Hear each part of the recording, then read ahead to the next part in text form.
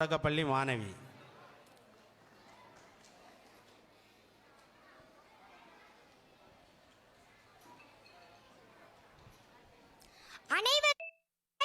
என் பெயர் ராஜ வைஷ்ணவி.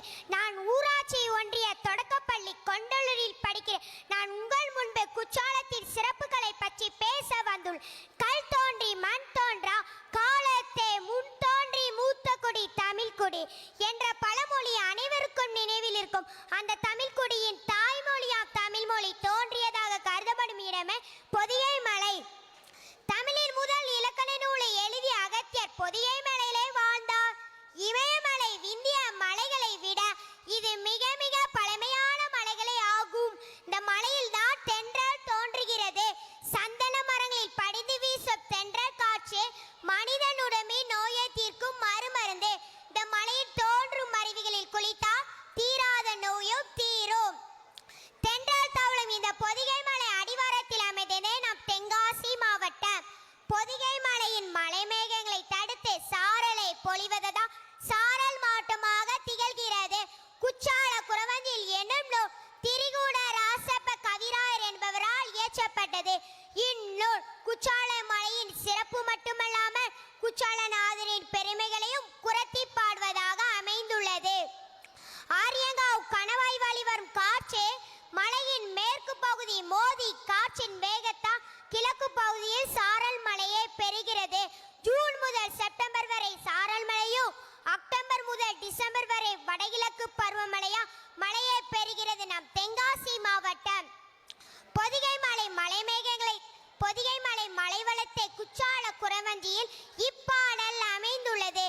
முள்ளங்குதிரை புலனருவி கலங்கண்ண முத்தாடும் முச்சம் எங்கு பறந்து பெண்கள் சிச்சிலை கொண்டோடும் கிழங்கு கிள்ளி தேனெடுத்து வளமாடி நடிப்போம் சிலமுறியின் கொம்படித்து வேம்பிதினை இடிப்போம் செலுங்குரங்கு தேமாவின் பழங்களை பந்தடிக்கும் தேனலார் சண்பாவசா வானுலகில் வெடிக்கும் வழங்குகூடை மகராசர் குரும்பலாவின் ஈசர் பழம்பெருகும் திரிகூட மலை எங்கள் மலையே பழம்பெருகும் திரிகூட மலை எங்கள் மலையே.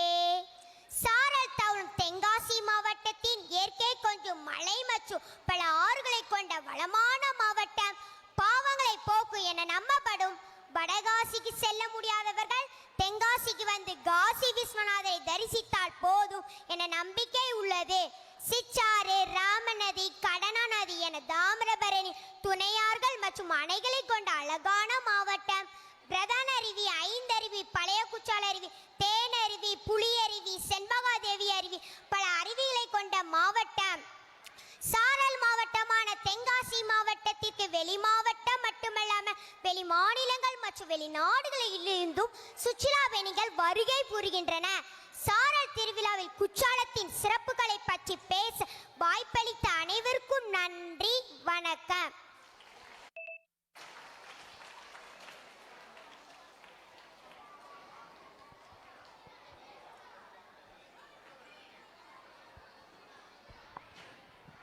குற்றாலத்தின் சிறப்பை பற்றிய அருமையான சொற்பொழிவாற்றிய மாணவிக்கு நன்றி.